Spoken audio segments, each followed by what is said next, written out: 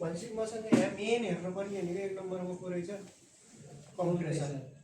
Compressor मसँग कतिवटा model, एउटा एसी मोडल, एउटा डिसी मोडल। एसी मोडल हो भने कतिवटा पिसिबी आयो, एउटा पिसिबी आयो भनेपछि यो पिसिबी 2 चाहिएन। जब मेरो मोडल डिसी हुन्छ मलाई कतिवटा पिसिबी चाहिन्छ, दुईटा पिसिबी चाहिन्छ। दुईटा पिसिबीमा यो पिसिबी भनेको कम्प्रेसरलाई नै चलाउन आएको भनेर सम्झिनु छ, ठिक छ नि। एसी मोडल हो भने भित्रको पिसिबी भयो मलाई पुग्छ।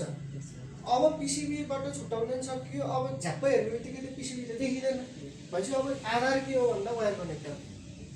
जाने बित्तिकै मेरो एसी मोडल हो कि हजुर डिसीमा दुईटा पिसिबी चाहियो। पिसिबी हुने भित्र यो पिसिबी पनि यहाँभित्र छ, यो पिसिबी पनि यहाँभित्र छ। तपाईँ जाने बित्तिकै तपाईँले मेरो एसी इन्भर्टर हो कि नन इन्भर्टर हो भनेर थाहा पाउनको लागि अब खोल्नु पऱ्यो पिसिबीको आधारमा त। भनेपछि अब म वायर कनेक्टरको आधार खोज्छु।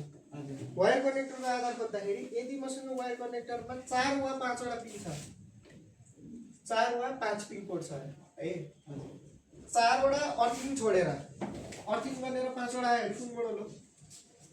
अर्थिङ बनेर 5 वटा आयो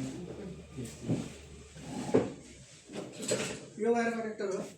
यो वायर कनेक्टर आयो त्यहाँ, ठिक छ। यो वायर कनेक्टरमा यहाँ दुईतिर नट हाल्ने, दुईतिर नट हाल्ने बित्तिकै अर्थिङको लाइन, ठिक छ। अर्थिङको लाइन मैले छोपेँ। अब कतिवटा रह्यो? 4 वटा। 4 वटा आयो भने को हुन्छ? सिधै एसी।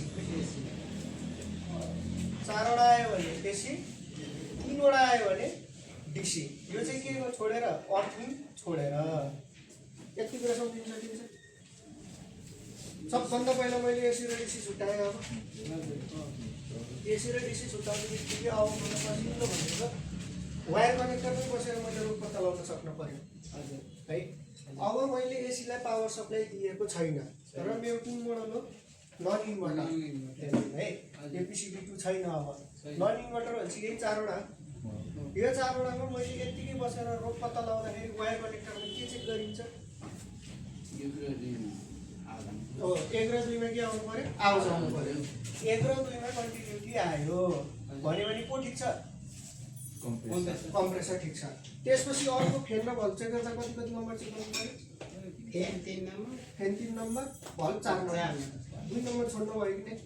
2 number neutral. भनेपछि अब 2 र 3 मा आवाज आउनु भएन र 2 र 4 मा पनि आवाज आउन भएन। यति भएपछि मेरो भित्रको सामान ठिक छ भनेर पाइयो। यही कुरा डिसीमा हो भने के चेक गर्ने मैले? रेजिस्टेन्स। अब रेजिस्टेन्स पनि अब मसँग डिसी मोडल आयो भने 3-3टा आयो यसै। अब यो 3-3टामा को हो? एउटा लाइन हो, एउटा न्युट्रल हो, अर्को को हो? कम्प्रेसर कि कम्युनिकेसन? कम्युनिकेसन। पछि एउटामा लाइन आयो, एउटामा न्युट्रल आयो, एउटामा कम्युनिकेसन आयो। यसलाई मैले बिना पावर सप्लाई चेक गर्न सक्दिनँ। यसलाई चाहिँ पावर सप्लाई के गर्नु पर्यो? दिनै पर्यो। यसलाई पावर सप्लाई दिँदाखेरि न्युट्रल र कम्युनिकेसन गर्दाखेरि के नाप्ने? DC volt. न्युट्रल र कम्युनिकेसनमा के नापिन्छ? DC volt. यदि मेरो यो डिसी भोल्ट चाहिँ फ्लक्चुएसन भयो, कहिले 5 आहा, कहिले 10 आहा, कहिले 3 आहा भन्यो भने दुईटै पिसिबी ठिक छ। यदि मेरो यहाँ नापेको भोल्टेज चाहिँ एकै नासा आयो कि 5 मात्र आयो कि 2 मात्र आयो भने को बिग्रियो? एकै नासा आयो कताको पिसिबी भित्रको कि बाहिरको?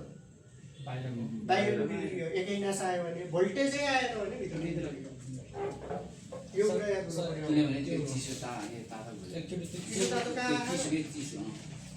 चिसो तातोको कुरा त मेकानिकलमा हो, अहिले बिजुलीका कुरा भइरहेको छ। चेक गर्ने तरिका के भन्नु भयो? डिसी कनेक्ट न्युट्रल र कम्युनिकेसन पोर्टमा बसेर डिसी भोल्ट नाप्ने। पावर दिएर भोल्टेज तलमाथि भयो भने के छ? दुईटै पिसिबी ठिक छ। बोले हाल भोल्टेज के भयो? एउटै मात्र आयो भन्यो भने को बोले छैन?